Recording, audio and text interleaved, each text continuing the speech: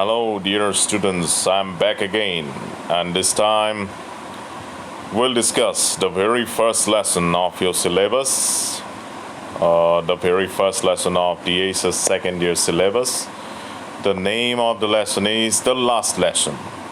This is written by Alphonse Daudet, the French novelist and a story writer. So there has been a background regarding this story, regarding this lesson. So the background of the story is set in the Franco-Prussian War. In fact, in the very beginning of the lesson, the historical background of this story is given.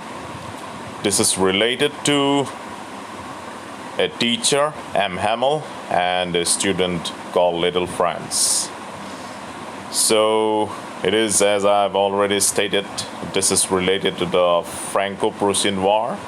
Prussia was in fact a combination of three countries, which are now Germany, then Austria, and Poland. And in that war, in that Franco-Prussian War, France was defeated by Prussia, who was led by Bismarck, a political ruler of Germany and a supreme diplomat and statesman of Germany. Then it was obviously called Prussia. And now the story of this lesson revolves around the central characters M. Hamel and Little Franz. So the story is related. It is rather described by the student called Little Franz. In fact, the lesson starts off in the first person, when Little Franz relates, or he rather describes the story, or he describes his experience on a given day. So it begins like this. So this will be, as this is a lesson, rather prose section. So I will segment this lesson into some short videos, and I will upload them accordingly. With the passage of time, within a short span of time, in separate videos, the lesson will be covered. So just for your convenience and for your better understanding, I have decided to segment or divide the entire lesson into short videos. Okay, so let's begin. Just concentrate on the explanation. So first of all, as I've already stated, Little Franz is the student who relates the story. In fact, he shares his experience on a given day, and he says, I started for school very late that morning and was in great dread of a scolding. Scolding, as we know, means chiding or rebuking or reprimanding.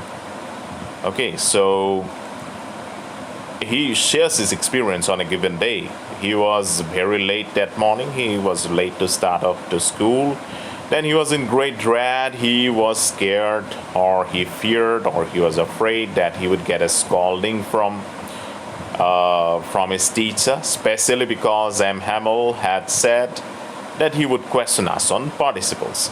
So on that given day, the student, as I've already stated, his name is Little Franz. So he thought, or he rather was scared, that he would be scolded by Mr. Hamel, his teacher M. Hamel, because he had already informed them, or he had already told them to remember the rules of participles, a grammar section of their subject, and he would question them on participles. And I did not know the first word about them, but Little Franz didn't know a single word about the participles.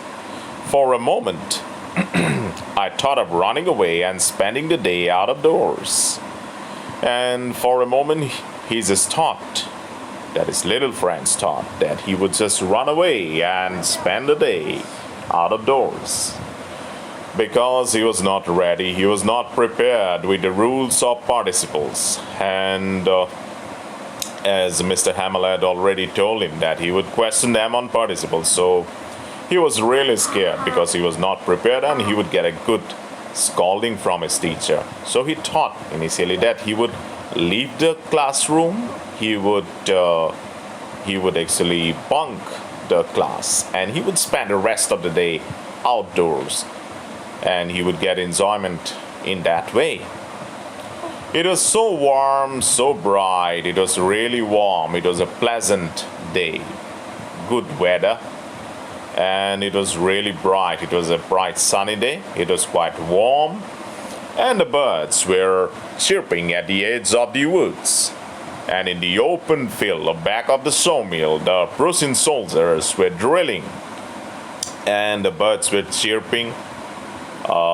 They were chirping, birds were making all kinds of noises at the edge of the woods, and in the open field back of the sawmill, the Prussian soldiers, those German soldiers, as I've already stated, this is a combination of Germany, Austria, and Poland, so that Prussia in those times, in fact, the Prussian soldiers were drilling. They were rather practicing.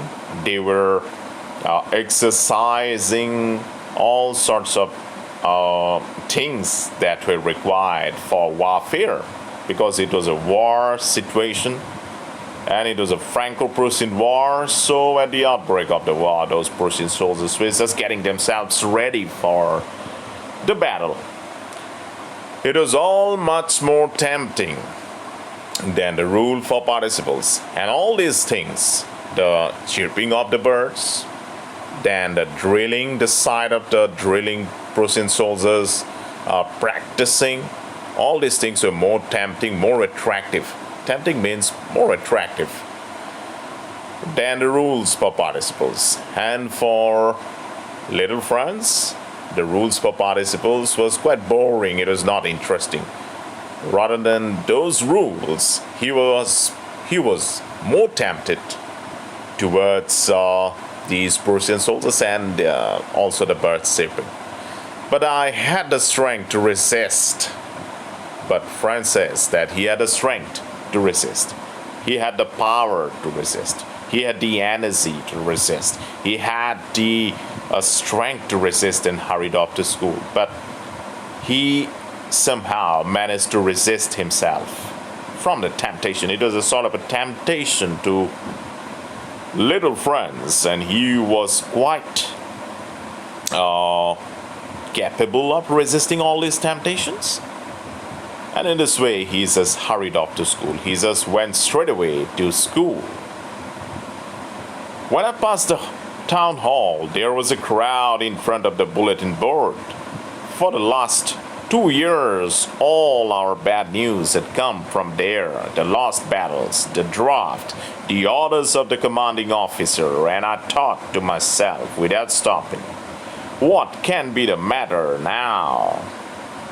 So, when I passed the town hall, as he was crossing the town hall, little Franz thought there was a large crowd in front of the bulletin board. He saw a huge gathering of people in front of the bulletin board. Bulletin board is a place. It is the board where all the information was given. There was no social media like now. There was no means of circulating news like the way it happens today. But there was a bulletin board. There was a board where all the information is provided to the people. So there was a huge gathering of people. For the last 2 years, all our bad news had come from there.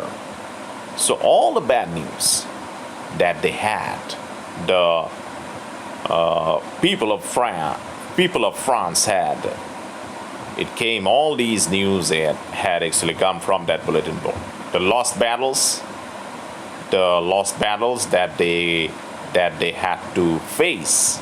They had to lose battles against these Prussians, and the draft and the enrollment of new soldiers and the orders of the commanding officer, all these things. And I thought to myself, without stopping. What can be the matter now? Then little Franz, he thought to himself, what was the matter now? Why there was a huge gathering of people like that? He could not understand. So he was just assuming something or the other, and he was in fact guessing. He was making all sorts of guesses. Then, as I hurried by as fast as I could go, the blacksmith, Worcester, who was there with his apprentice reading the bulletin, called after me, don't go so fast, boy. You will get to your school in plenty of time. Then, as little Franz was hurrying, he was in great amount of anxiety. Just looking at the people who gathered there. He was already late for school, and as he was going towards school, he was called by the blacksmith. His name was Worcester, and in fact, he was just trying to poke fun at him. He was just trying to mock at him because little Franz was already late for school, and Worcester was there along with his apprentice reading the bulletin, and he just tried to taunt him. He tried to taunt him, or he tried to actually just laugh at him, ridicule him by saying that don't go so fast, boy. You will get to your school in plenty of time. Then he told Franz that you don't need to hurry so much. You will get to your school in plenty of time. You have enough time. That means he tried to ridicule him. He tried to laugh at him because Franz was already late for school. And that's why he ridiculed him by saying that don't go so fast. You will get to school with plenty to spare, with plenty of time to spare. So it was Worcester just playing some sort of a trick or just taunting this little Franz.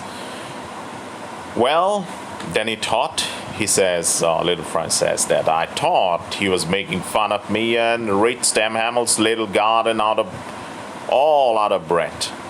So he thought that Worcester was making fun of him and reached Hammel's little garden all out of breath, and reached his garden, his school, which had a garden all around it. He reached there out of breath. That means he just rushed so much, he hurried to school. So he was as if he was actually gasping for breath. He was struggling to breathe. It was almost like a situation then when you just run to reach a place, and out of desperation, when you keep just running or struggling to reach the place, you feel breathless. So that was a sort of situation for little Franz. Then usually when school began, there was a great bustle, which could be heard out in the street. Then usually, always, regularly, when the school began, there was a great bustle, there was great amount of noise, there was great amount of commotion. It could be heard out there in the street. The opening and the closing of desks, lessons repeated in unison, very loud, with our hands over our ears to understand better, and the teacher's great ruler rapping on the table. So usually, regularly, more often than not, invariably, there was a great noise, tremendous commotion, great bustle. In the school, around the school, there was an atmosphere of noise. It could be heard out there in the street. And that noise was created by the opening and the closing of desks. And when the lessons were repeated in unison, togetherness by the children, they used to repeat those lessons, recite those lessons very loudly. Sometimes they used to put their hands on their ears so that they could feel what they were reciting, what they were actually repeating. And on the top of that, there was the great ruler of the teacher that he used to rap on the table. So all these things combined, there was tremendous amount of noise and a very noisy atmosphere prevailed in the school, which could be heard out there in the street. But now it was all so still. But now he felt on that given day, he felt everything was very still, very silent. I had counted on the commotion to get to my desk without being seen. Then he thought. Little Franz thought that he would. He counted on the commotion. That means he banked on the commotion.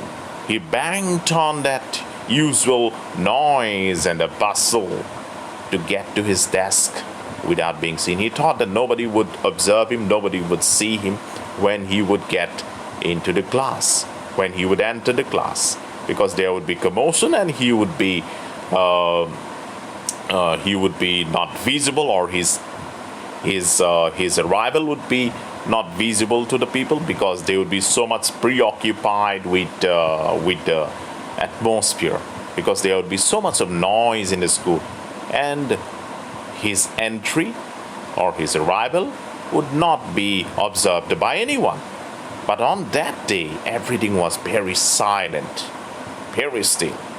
But of course, that day everything had to be as quiet as the Sunday morning.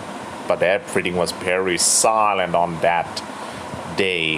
It was just like a Sunday morning when the school, there used to be nobody in the school. There used to be no student there in the school. So it was just like a Sunday morning. Through the window, I saw my classmates already in their places. Then through the window, he observed that his friends or classmates had already been in their places, and Hamel walking up and down with a terrible iron ruler under his arm.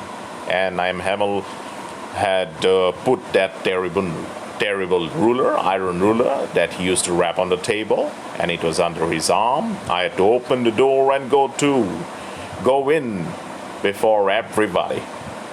Then it was a very silent atmosphere, silent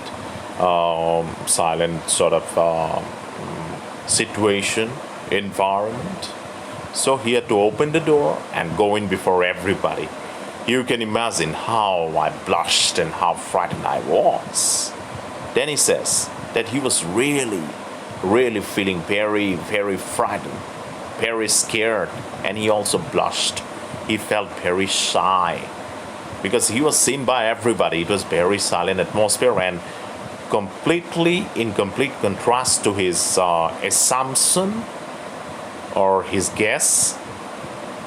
It was a very silent atmosphere, just like the way it used to be on Sundays. So he was really frightened, scared, and he was also blushing. He was rather shy, actually feeling shy, because everybody just saw him when he entered there. But nothing happened. Hamel saw me and said very kindly, "Go to your place quickly, little Franz. We were beginning without you." Hamel just saw him and simply said, actually told him very generously, very kindly that you just go to your place, little Franz. We were beginning without you. And addressing little Franz, he said that we had already begun the lesson today without you. So you are late, but still, you can just go to your place and join us. So I jumped over the bench and sat down at my desk. Then he just jumped over the bench. He was just very anxious actually, and he just rushed to his bench, and then he just sat down at his desk. Not till then, when I had got a little over my fright. Fright means fear, children. Students, fright means fear. Okay, a fear, a kind of terror, okay, intimidation, like that. So, did I see that our teacher had on his beautiful green coat, his frilled shirt, and the little black silk cap, all embroidered, that he never wore except on the inspection and prize days. And then, as he just went inside, then he had fear in his mind. He was still scared. He had not got over his fright, got over his fear. Then he observed that his teacher was wearing a beautiful green coat, then his frilled shirt, stylish shirt, and a little black black colored silk cap, all embroidered. All were actually designed. They had that embroidery that he never used to wear except on the inspection days and the prize days. So he wore a dress on that day, and Hamel was wearing a dress that he simply used to wear on special days, on prize distribution days, okay, or any special given day, any special day, inspection day or prize days. So it was something actually that day was really different from the other days. So with this, we have come to the end of this video. In the next video, I will just get on with the remaining part of this lesson. Rather, I will just try to segment it into some videos, short videos again. So I hope you have understood this one. So hope for your cooperation again in the next video. Thanks everyone. Thank you, dear students.